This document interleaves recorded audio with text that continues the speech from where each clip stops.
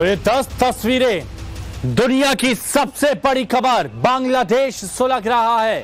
कल क्या हुआ सबने देखा, सबको पता चला।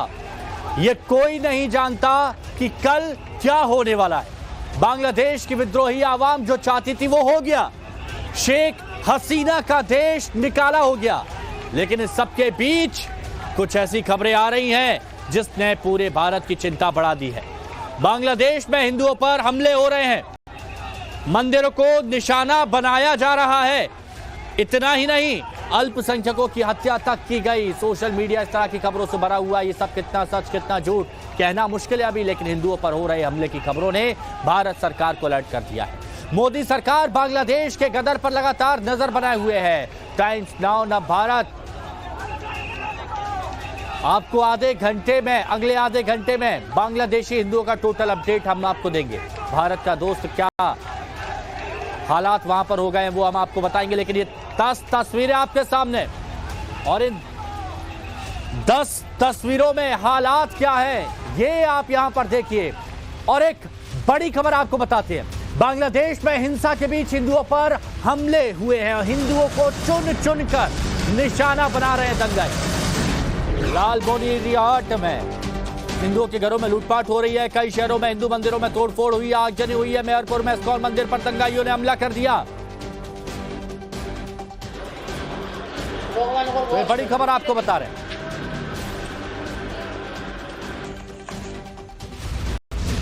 तो बांग्लादेश में क्या हो रहा है ये सभी लोग देख रहे हैं। बांग्लादेश में तख्ता पलट होने के बाद वहां के हिंदू दंगाइयों के टारगेट पर आ गए। कई स्थानों से हिंदुओं के साथ मारपीट करने की खबर भी आ गई। आरक्षण विरोधी प्रदर्शन पहले सत्ता विरोधी बना, फिर हिंदू विरोधी बनता जा रहा है। और यह बताया जा रहा है कि कल बांग्लादेश के 27 इलाकों में हिंदुओं के घरों में, दुकानों पर हमले किए गए। बांग्लादेश में मचे बवाल के बीच वहां रह रहे हिंदू जो अल्पसंख्यक हैं उन्हें टारगेट पर लिया जा रहा है। उन पर जानलेवा हमला किया जा रहा है। जगह जगह मंदिरों में उपद्रवी तोड़फोड़ कर रहे हैं और आगजनी की घटना को अंजाम दे रहे हैं। दंगाइयों ने मेहरपुर में इस्कॉन मंदिर को आग के हवाले कर दिया है। और यही नहीं, ये देखिए चिटगांव में हिंसक भीड़ ने हिंदू मंदिर पर अटैक किया। इसके अलावा नरसिंहदी में देखिए उपद्रवियों ने काली माता मंदिर पर हमला किया, जिसमें मंदिर को काफी नुकसान पहुंचा है। और यह बताया जा रहा है कि वहां पर अब तक 5 से ज्यादा मंदिरों पर हमले किए गए हैं, 5 से ज्यादा। और इसीलिए यह बात कही जा रही है कि all eyes on Bangladeshi Hindu. Bangladesh में लगातार हिंदू परिवारों पर हमला हो रहा है। साथ ही कई ऐसे मंदिर हैं जिनको तोड़ा फोड़ा और जलाया गया है। हम फिलहाल पश्चिम बंगाल के पेट्रापोल बॉर्डर में हैं और लगातार बांग्लादेशी नागरिक जो है अपने देश को वापस जा रहे हैं। लेकिन यहाँ पर एक हिंदू महिला है राधा रानी, उनसे बात करेंगे और उनसे पूछेंगे कि आखिरकार हिंदू समुदाय का क्या हाल है फिलहाल बांग्लादेश में। दीदी, যারা হিন্দু পরিবার এখন তাদের কি পরিস্থিতি বাংলাদেশ? খুবই খারাপ, জায়গায় জায়গায় এত খারাপ যে তারা হাউমাউ করে কাঁদছে যে ভারতে কি আছে, আমাকে বাঁচাও বাঁচাও বাঁচাও, এরকম করে হাও হাও করে কাঁদছে। রাত্রি দেখছি এই যে নাতি পুতির ওই যে মোবাইলে।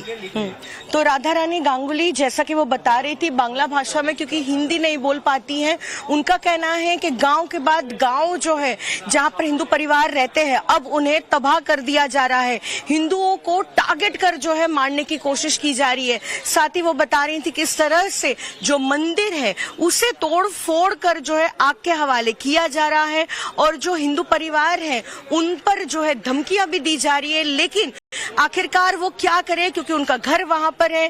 क्या भारत सरकार उन्हें कोई आश्वासन देगा तो वो अपना सब कुछ छोड़कर जो है अपनी जान बचाने के लिए यहाँ पर आना चाहते हैं। लेकिन फिलहाल वो अपने देश वापस जा रहे हैं बांग्लादेश, और वो देख रहे हैं कि आखिरकार कैसी परिस्थिति में और इस डर के माहौल में उन्हें रहना पड़ रहा है। लेकिन जैसा राधा रानी गांगुली बता रही थी कि उनके अलावा भी कई ऐसे हिंदू परिवार हैं जिन पर फिलहाल हमला हो रहा है, मंदिरों पर लगातार हमला हो रहा है और डर के साए में फिलहाल बांग्लादेश में ये हिंदू परिवार रह रहे हैं।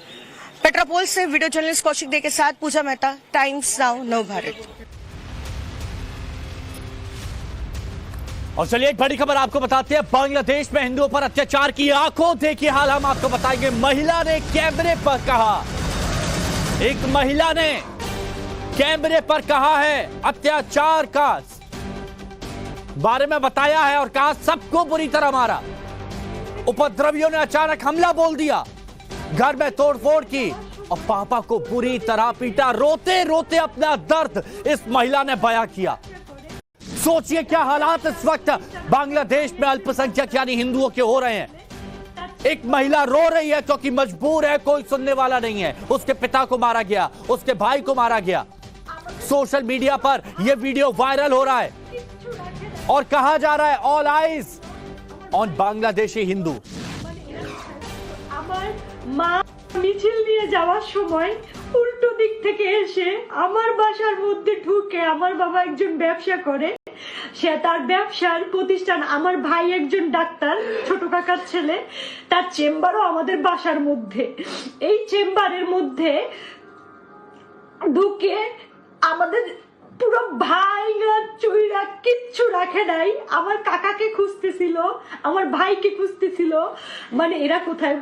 আমার মা বাইরে ছিল, আমার মা শুধু নিরুপায় হয়ে দাঁড়ায় দেখতেছে যে ঘরে ফ্যান বলেন, খাবার জলের জগ বলেন, একটা গ্লাস বলেন, কিচ্ছু রাখে নাই। পিটাই ভাইয়া ফেলাইছে। বাবা যতটুকু পারছে ছবি তুলছে এবং বাবারে মারছে, বাবার গায়ে হাত দিছে।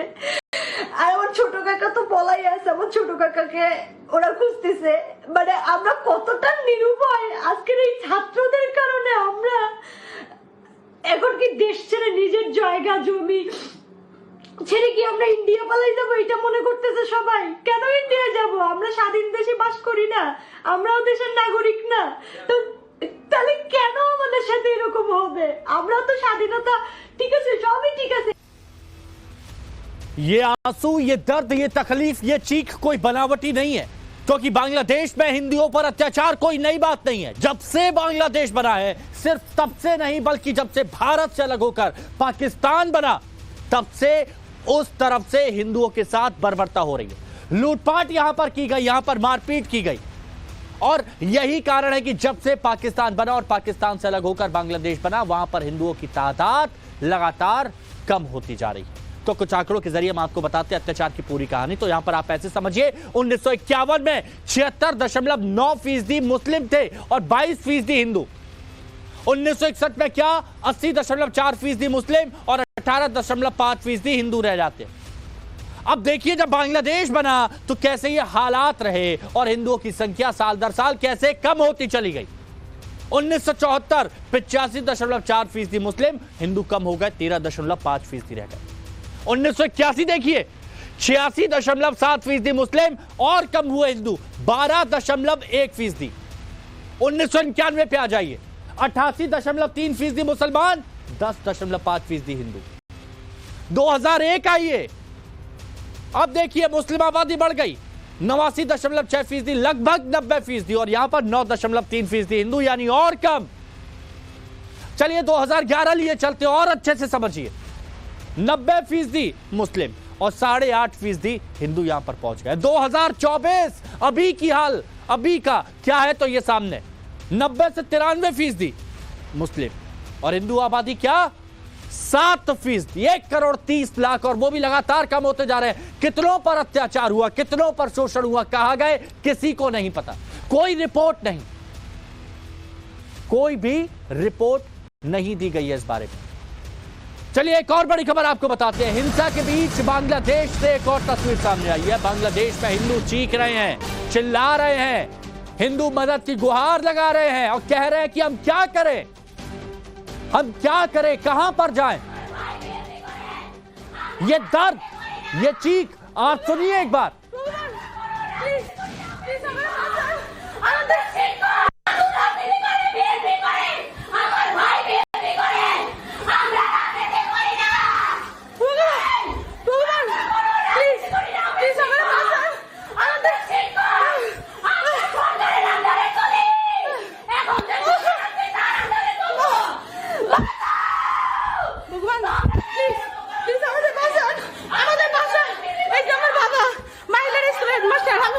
লাইভে আসি প্লিজ।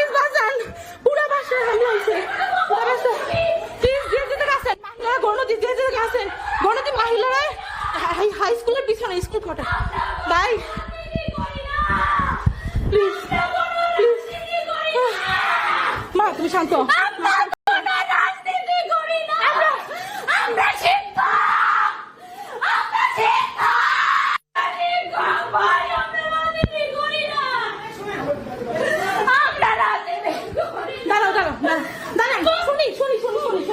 ভাই না ভাইয়া বলেন ভাইয়া দাঁড়াও দাঁড়াও দাঁড়াও ভাইয়া বলেন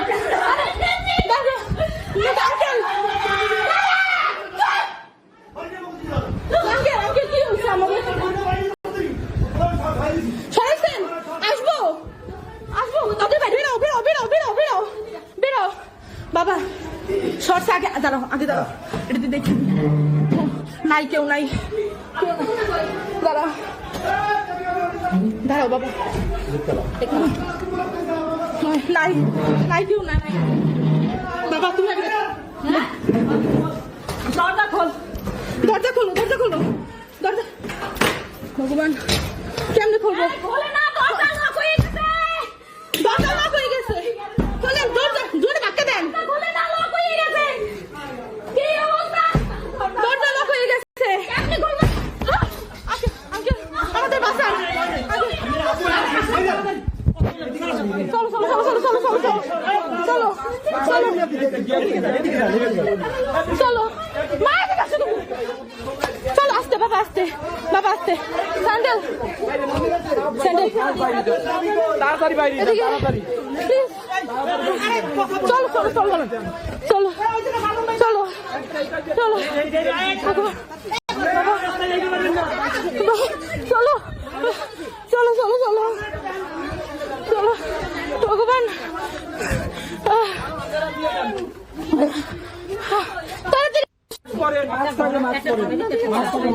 নিয়ারেস্ট কারো বাসায় কি এখন থাকার মতো অবস্থা নেই বাইরে তো পারবেন না আপনি এসা ছেড়ে ঘরে ওইটা আপনার সেই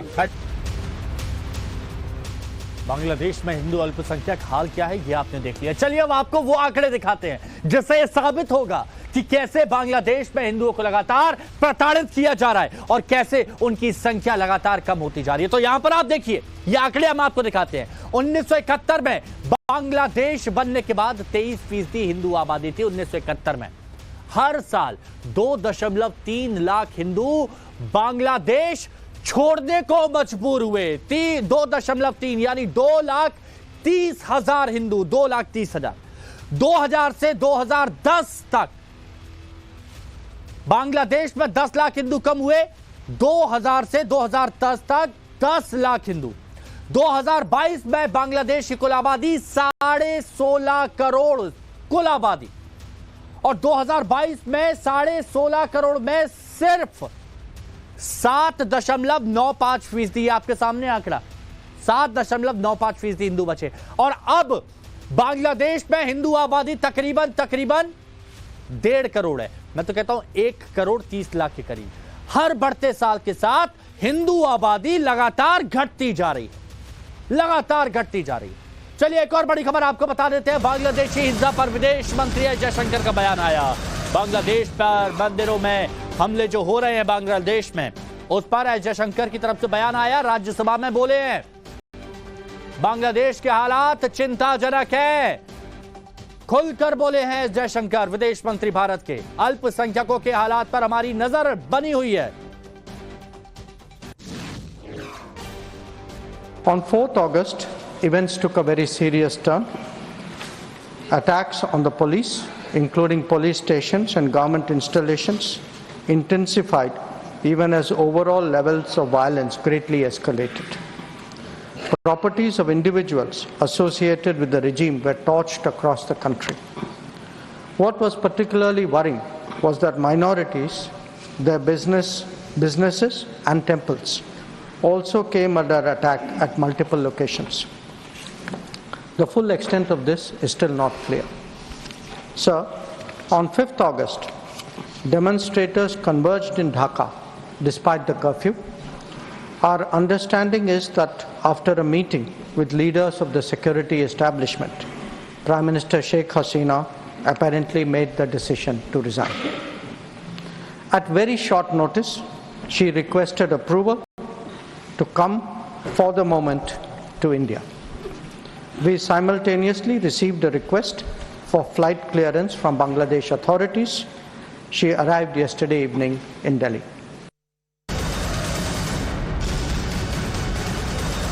तो हालात चिंताजनक है, जयशंकर कह रहे हैं। एक और बड़ी खबर, बांग्लादेश में खौफ में है अल्पसंख्यक हिंदू। बांग्लादेशी हिंदुओं की आप बीती कैमरे में कैद हुई है और एक जगह से नहीं, अलग अलग जगह से हुई है। महिला ने बताया कि उपद्रवियों ने कैसे हमला किया। घर हो, दुकान हो, हर जगह सामान लूट के ले गए। घर से सामान लूट के ले गए, दुकान से सामान लूट के ले गए। और पीड़ित क्या कह रही है? गुहार लगा रही है कि हमें बचाइए इनसे। আমার আবেদন, প্লিজ নিবেদন, ছোট ছোট ভাই বড় ভাই ভাইয়ারা সবাই প্লিজ, ঘাটের মোড়ে প্রত্যেকটা দোকান লুটপাট হচ্ছে, আপনারা চলে আসেন প্লিজ। এসে আপনারা তাদের সরিষাটার মোড়ে প্রত্যেকটা মোবাইল নিয়ে চলে গেছে, এসিটা পর্যন্ত শোরুমে খুলে নিয়ে গেছে, টাইলস নিয়ে গেছে, চেয়ার পর্যন্ত নিয়ে গেছে। আপনারা কোথায়? এটার জন্য তোমরা এই স্বাধীনতা করলাম। রড সিমেন্ট থেকে শুরু করে কমর সব নিয়ে যাচ্ছে। রাফি, এই রাফি এই যে রড চুরি করতেছে, রাফি দেখেন রডগুলো নিয়ে কিভাবে চলে যাচ্ছে, আমার দোকানের জিনিসগুলো নিয়ে চলে যাচ্ছে। ভাই এইটার জন্যই আমরা এই দেশে আন্দোলন হবে না, আমাকে বুঝাই পাঠালো জিনিস নিয়ে। अगर आपको बांग्ला नहीं आती तो इनके हाव भाव से आप समझ जाएंगे कि कितनी परेशानी इनको इस वक्त झेलनी पड़ी है। चलिए आपको दिखाते हैं कि कैसे बांग्लादेश में हिंदुओं पर अत्याचार होते हैं। तो यहां पर देखिए, आप बताते हैं आपको कि हिंदुओं को कैसे परेशान किया जा रहा है, उनके घरों में लूटपाट की जा रही है। हिंदू बेटियां, महिलाओं पर अत्याचार किया जा रहा है। हिंदू मंदिरों में इस वक्त तोड़फोड़ की जा रही है, आगजनी कर दी गई है। कई मंदिरों में आगजनी की खबर है। और इतना ही नहीं, बांग्लादेश में इस वक्त डरे हुए हिंदू परिवार, और इसीलिए अलग अलग जगह से आपने बेटियों को देखा, महिलाओं को देखा जो रो रही हैं, कह रही हमारा दोष क्या है।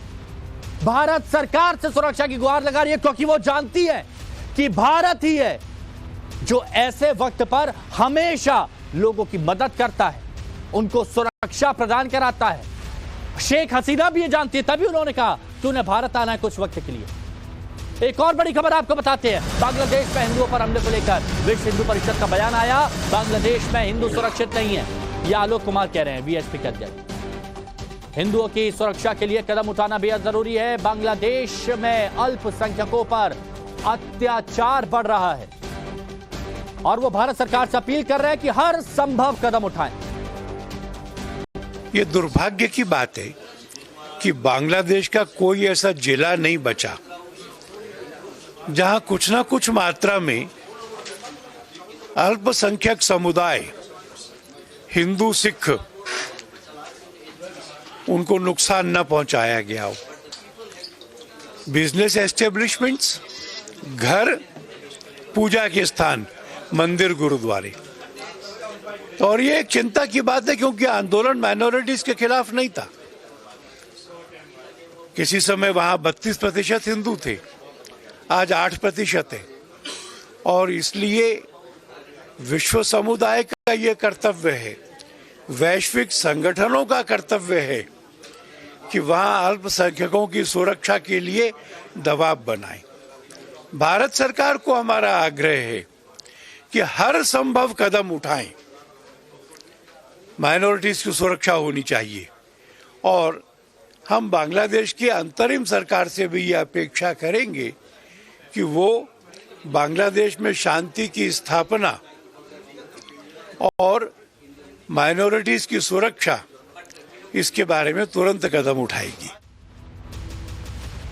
और चलिए अब हम आपको कुछ अलग अलग तस्वीरें दिखाते हैं। देखिए, बांग्लादेश से कई ऐसे वीडियो सामने आ रहे हैं जो हम आपको यहां पर दिखा रहे हैं। ये वीडियो आप यहां पर देखिए, आप भी चौंक जाएंगे, हैरान रह जाएंगे। बांग्लादेश में हिंसा के बीच लूटपाट जारी है। पीएम आवास की तस्वीरें, प्रदर्शनकारी पहुंचे तो कोई भी वहां से खाली हाथ नहीं लौटा। कुर्सी, सोफा जो मिला लेगा। ये देखिए, सोफा ले जा रहे हैं 4 लोग। अब पता नहीं ये चारों लोग अपने अपने घर पर क्या काट के ले जाएंगे, टुकड़े करके। कुर्सियां ले जा रहे हैं, बर्तन भी नहीं छोड़े हैं। यहां पर आप देखिए, सिर पर सूटकेस ले जा रहे हैं, जैसे कुली और हम्माल ले जाते हैं वैसे सिर पर सूटकेस। एलईडी टीवी, गाड़ी का टायर, एसी, रजाई, गद्दे, ceiling fan, washing machine, deep freezer. क्या ठंडा करेंगे इसमें? जिसको जो मिला, जैसा मिला, खींच के ले गए, उठा के ले गए, सर पर ले गए। ले गए, लेकिन क्योंकि लेना जानते हैं और रफू चक्कर हो गए। अब पीएम आवास से बढ़िया कुर्सियां कहां मिलेंगी, सोफे कहां मिलेंगे, फ्रिज वॉशिंग मशीन ये कहां मिलेगा? उठाओ ले चलो, रिक्शा भी साथ में ले जा रहे हैं।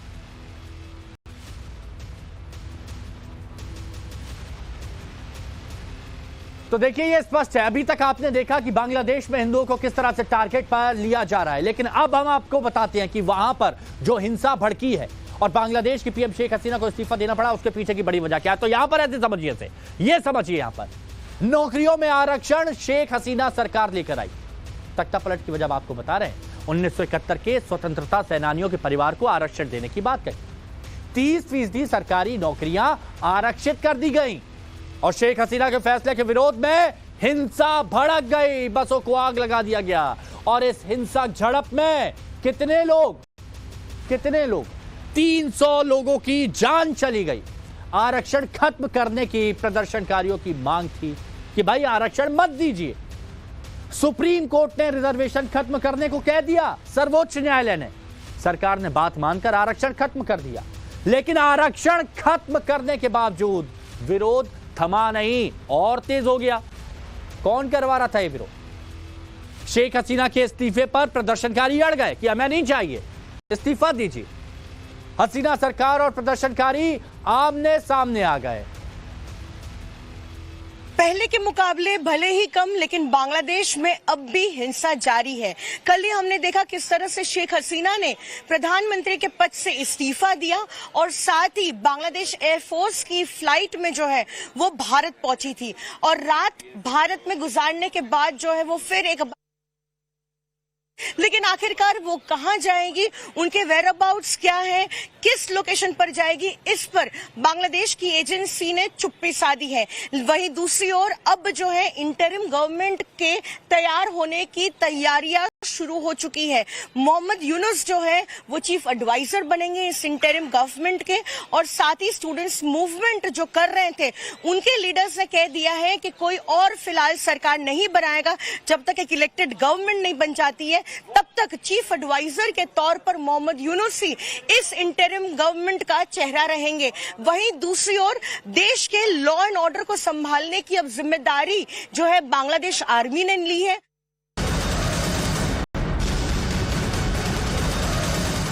और मौजूदा हालात जो बांग्लादेश के हैं उस पर एक बड़ी खबर नव भारत पर आपको बता रहे हैं। अंतरिम सरकार बनाने को लेकर कवायद जारी है। पूर्व पीएम खालिदा जिया को रिहा किया गया है। राष्ट्रपति के आदेश के बाद खालिदा जिया की रिहाई हुई है। मोहम्मद यूनुस, खालिदा जिया का नाम रेस में आगे है और दोनों में कोई एक कर सकता है अंतरिम सरकार का नेतृत्व। कौन से दो नाम हैं? मोहम्मद यूनुस, खालिदा जिया। ये दोनों तस्वीरें आपको दिखा रहे थे। इन दोनों में से कोई एक अंतरिम सरकार का नेतृत्व कर सकता है। सेना की खालिदा जिया और छात्रों की पसंद मोहम्मद यूनुस। ये जो सूत्रों के हवाले से खबर आ रही है। तो सेना खालिदा जिया को चाहती है, लेकिन छात्र दूसरे शख्स को, और यही बात की जा रही है।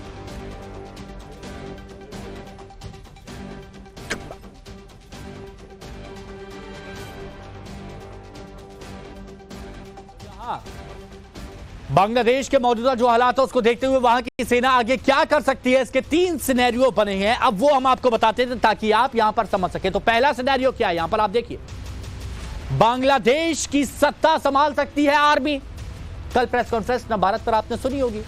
मतलब छात्रों को इंसाफ दिलाने के बहाने सेना खुद सत्ता संभाल सकती है और तमाम अव्यवस्था का हवाला देकर चुनाव टाल सकती है। हालांकि अभी बांग्लादेश की जनता गुस्से में है। ऐसे में आर्मी लंबे वक्त तक सत्ता में रहेगी, इसकी संभावना बेहद कम है। अब सेकंड यहां पर क्या है, शेख हसीना की वापसी का रास्ता तैयार करें। देखिए, एक्सपर्ट मानते हैं कि बांग्लादेश में सेना फिलहाल राजनीतिक सत्ता को अपने हाथ में नहीं लेना चाहती। सेना कुछ दिनों तक कमान अपने हाथ में रखे जब तक जनता का गुस्सा शांत नहीं हो जाता। इसके बाद श्रीलंका मॉडल पर वो शेख हसीना की वापसी करवा ले। अब तीसरा पॉइंट यहां पर क्या है, तीसरा सिनेरियो, केयरटेकर सरकार बनाकर 3 महीने में चुनाव करा दिया जाए। 3 महीने में। बांग्लादेश में सेना प्रमुख जनरल वकार ने देश को संबोधित करते हुए कल कहा कि देश में एक अंतरिम सरकार की स्थापना होगी। इसके लिए उन्होंने अलग अलग पक्षों से बात भी की है। केयर टेकर सरकार हालात सामान्य होने के बाद 90 दिन में चुनाव करा सकती है। ये 3 सिनेरियो आपको बताएगा। चलिए एक और बड़ी खबर आपको बता देते हो। बड़ी खबर कहां से आ रही है? बांग्लादेश शेख हसीना को लेकर सूत्रों से बड़ी खबर। अभी कुछ दिन भारत में ही रहेंगी शेख हसीना, ये सूत्रों के हवाले से खबर है। जब तक मामला शांत नहीं हो जाता तब तक भारत में ही रहेंगे, क्योंकि भारत से ज्यादा महफूज, सुरक्षित, मुश्किल में फंसे लोगों को और कोई नजर नहीं आता। हिंडन एयरबेस के गेस्ट हाउस में ही शेख हसीना भी रहेंगी और शेख हसीना के साथ कुछ रिश्तेदार के साथ आए, जो कुछ रिश्तेदार थे वो लंदन रवाना हो गए। ये भी खबर है कि शेख हसीना के साथ कुछ रिश्तेदार आए थे, वो लंदन रवाना हुए हैं। शेख हसीना को कहां जाना है ये वो खुद तय करेंगी और सोच समझकर फैसला लेंगी।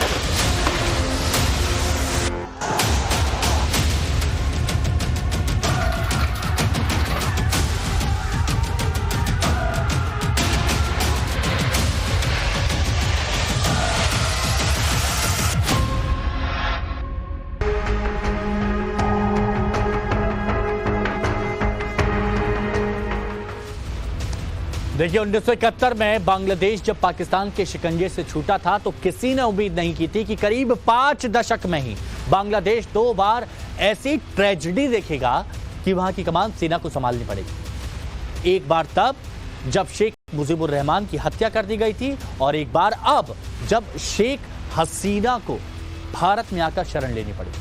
और उस दौरान भी शेख हसीना ने भारत में ही शरण ली थी। हालांकि उस वक्त वो बच्ची थी और अब वो उम्र के इस पड़ाव में भी इंडिया में शरण लेने को मजबूर है। वहीं जिस बांग्लादेश को नया और उभरता देश बनाने में शेख हसीना ने खून पसीना सब बहा दिया, अब वो उसी देश से बेदखल है। और अब बांग्लादेश में बैठे असली कट्टरपंथियों का जो असली चेहरा है वो सबके सामने आ गया। पीएम हाउस से जो तस्वीरें सामने आई उसने पूरी दुनिया को हैरान कर दिया। वहां के हालात देखकर तो ऐसा लगा जैसे कोई ऑफर चल रहा हो, लूट सको तो लूटो, पूरी छूट है। और आज 20 कहानियों में उस बांग्लादेश की आपको 20 तस्वीरें दिखाएंगे जो शेख हसीना के वहां से जाने के बाद नजर आई।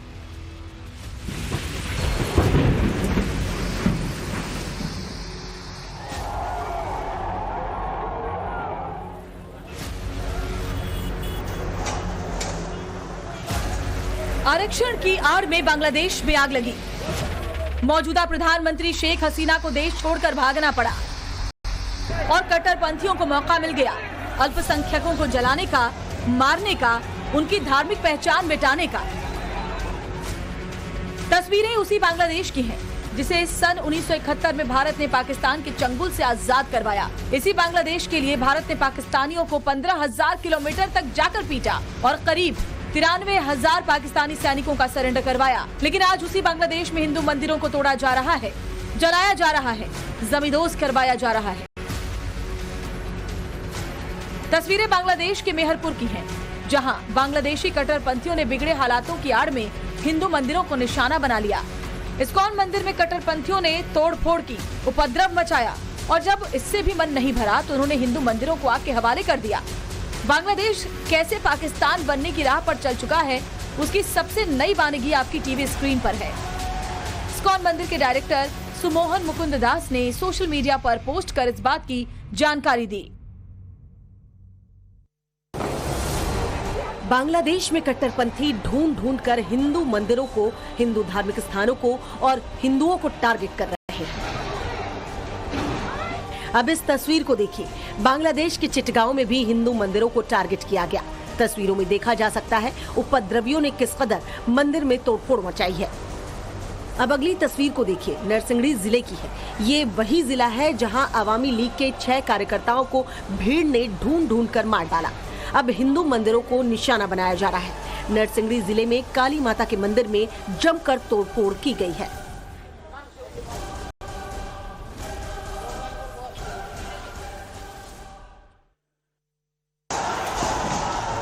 प्रधानमंत्री रही शेख हसीना को देश से खदेड़ने के बाद कट्टरपंथियों ने अब अल्पसंख्यकों को अगला टारगेट बना लिया है।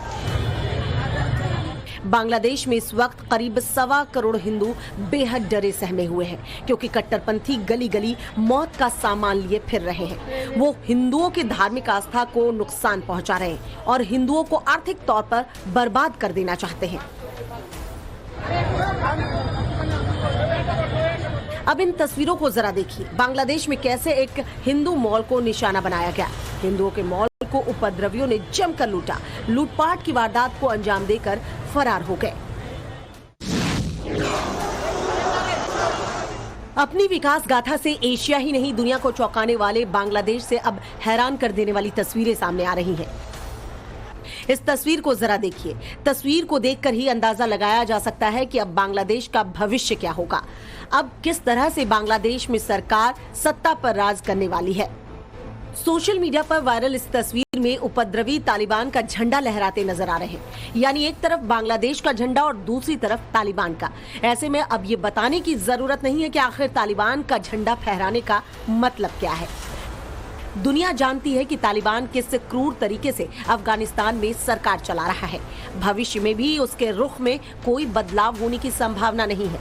ऐसे में हालात बांग्लादेश में भी ऐसे ही बनते नजर आ रहे हैं।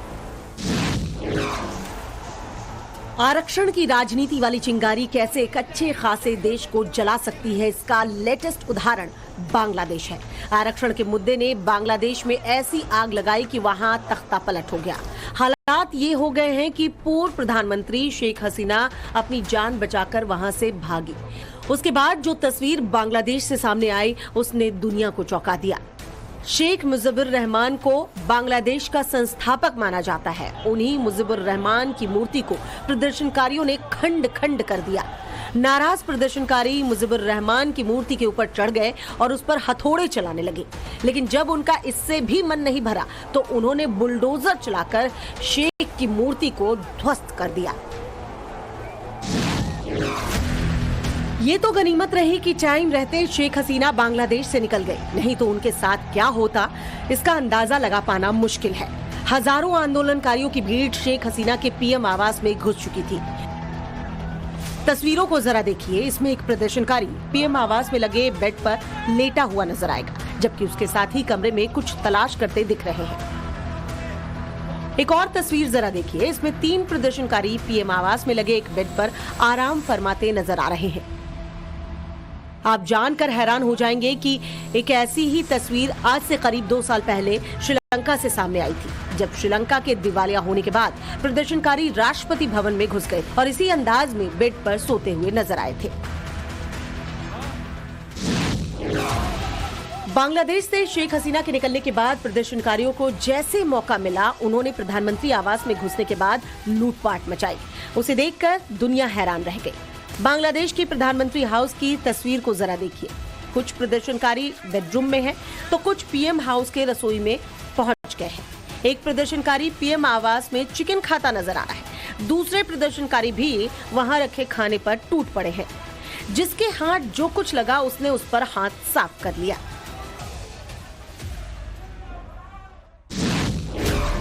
प्रदर्शनकारियों के सिर पर किस कदर उपद्रव, उत्पात और लूटपाट सवार थे। उन्हें जो भी मिला उसे लूट लिया या फिर बर्बाद कर दिया।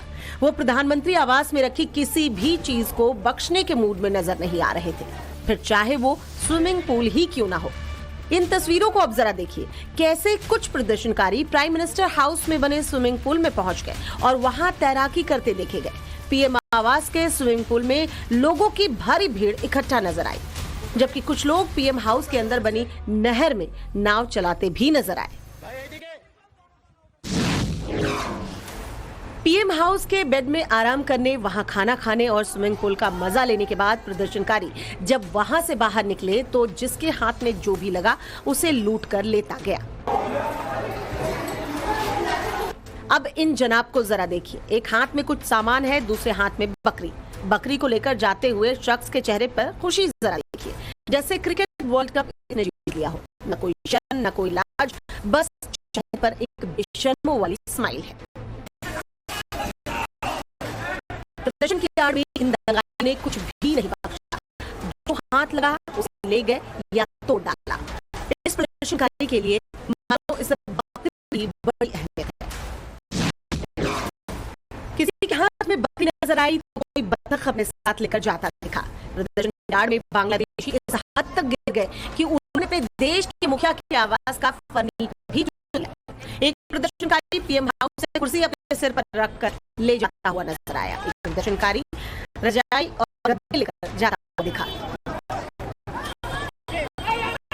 पीएम हाउस में मची लूट की कुछ और तस्वीरों को जरा देखिए। किसी के हाथ में पंखा नजर आएगा तो कोई सड़क के किनारे पीएम हाउस से लूटे सोफे पर बैठा दिख रहा है। पीएम आवास में से प्रदर्शनकारी वहां लगी पूर्व प्रधानमंत्री शेख हसीना की पेंटिंग को भी उतार कर ले गए।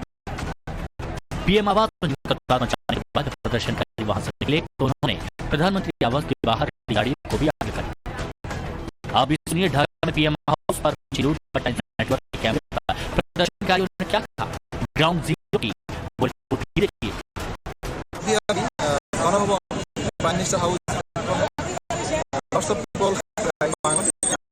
Just going in जो भी लोग पाया वो भी ले गए। एक ईट भी नहीं रखा। Bike company Bangladesh people call the second issue. Thank you. अब आसमान में छाए काले धुएं के गुबार को देखिए, जहां एक इमारत को आग के हवाले कर दिया गया और गुस्साई भीड़ बीच सड़क पर गाड़ी में जमकर तोड़फोड़ कर रही है।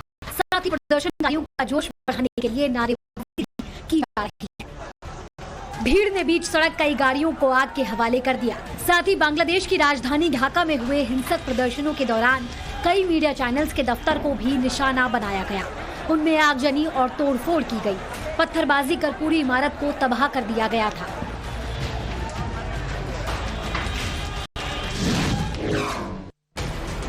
पीएम आवास ही नहीं, बांग्लादेश की संसद में भी प्रदर्शनकारियों ने जमकर बवाल किया। ये बांग्लादेश के संसद परिसर के बाहर ड्रोन कैमरे से ली गई तस्वीर है, जिसमें संसद भवन परिसर में हजारों की संख्या में लोगों की भीड़ घूमती दिखाई दे रही है। संसद भवन के अंदर घुसने के बाद प्रदर्शनकारी टेबल पर चढ़ गए और काफी देर तक हंगामा किया। इस दौरान संसद भवन के अंदर से धुआं भी उठता दिखा। यानी बांग्लादेश की संसद परिसर में तोड़फोड़ के साथ साथ आगजनी भी की गई। यही नहीं, शेख हसीना के देश छोड़ने के बाद प्रदर्शनकारियों ने उनकी पार्टी आवामी लीग के दफ्तर को निशाने पर लिया।